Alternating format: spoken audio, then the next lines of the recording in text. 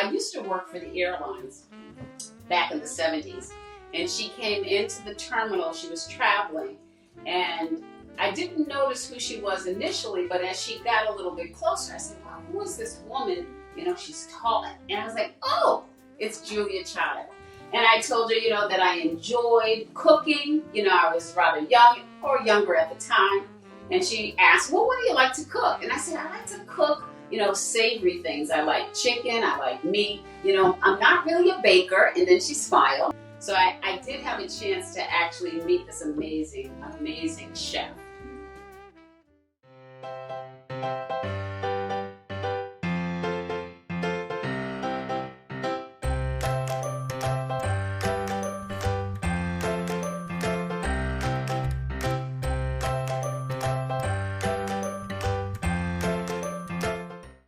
You'll meet them both when we make coq au vin, alias chicken fricassee, today on the French Chef. Hi, my name is Cheryl Straughter, and I own Soleil Restaurant. We are located in Roxbury in the heart of Nubian Square. We've been there for 2 years. Today we're going to make coq au vin, one of Julia Child's favorite recipes, and I selected this one because of the infusion of wine into the food. I'm a lover of food and wine as well, and what better combination could there be? So let's get started. I'm going to preheat my pan to get ready for the various sauteing of items. And the word sauté in French means to jump. Literally, when you put your items in the pot, they kind of jump around. So we're going to follow Julia's recipe, and we're going to start with some cooking oil, your favorite. Today I'm using olive oil. Because I don't eat pork, today I'm going to use some turkey bacon. And in one pot I will render out my bacon, and in another pot I will saute my chicken. So the seasoning in the recipe traditionally calls for salt and pepper. So my little twist to infuse some more flavor is I've also used some Mrs. Dash into my mix, onion powder and garlic powder. And I've seasoned my chicken, and I let that sit overnight. You can have nothing but drumsticks, or nothing but thighs, or nothing but breasts. And if you want to be economical, you can just get chicken wings, which are half the price. And they make a very nice stew too. I'm going to step over, check out my bacon. I can smell it. In rendering, that's just like when you cook bacon, the fat renders out. So the same idea is to cook chicken in the fat from these little pork bits. And this will replace the lardons of pork that's in the recipe that is a traditional version of coq au vin. Our chicken, I see it browning around the edges. Some of the things that I've done to tweak it is just to give it a little bit more color. So my version, I add an assortment of green peppers. I also toss in some carrots at the end. Now my chicken is ready. So we're just going to step it up a notch. Julia Child used thyme in this dish. It's hearty, it stands out, and this is a great time of year for a nice hearty dish. So now that we've seasoned it to another level, we're going to add our flour. Then you flour both of them. And this is a thickener. Coq au vin is actually a stew, and we want to have it thick at the end. That's about 2, and that's about the third one. As you notice with this kind of a recipe, exact measurements are not of great importance. We're going to go to the fun part.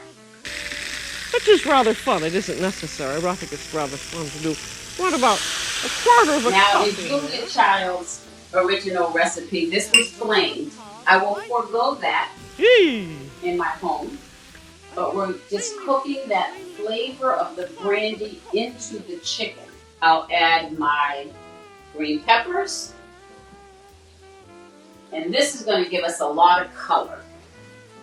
Now the fun part. So for our liquid ingredients, I have 2 cups of chicken stock and 2 cups of wine. We're going to turn our flame up a little bit. To this dish now, I will add my liquid, my favorite part. We got a good, robust red wine, and about 2 cups go in. Or that's about half a bottle. And we'll also add our chicken stock. I pulled out my Lion King cup, one of my favorite plays. We will also add our garlic. Now, the traditional recipe does call for tomato paste. I like tomato sauce. It's a little less tart than the paste.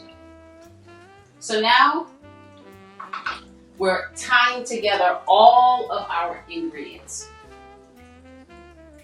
And then we're going to let this simmer for about 20 minutes. So this is the time that we would add our last few ingredients. We're going to add our mushrooms. And for me, I like portobello mushrooms. They're very rich and firm, and they stand up well to a stew. So we've got that in the pot. Our onions and peppers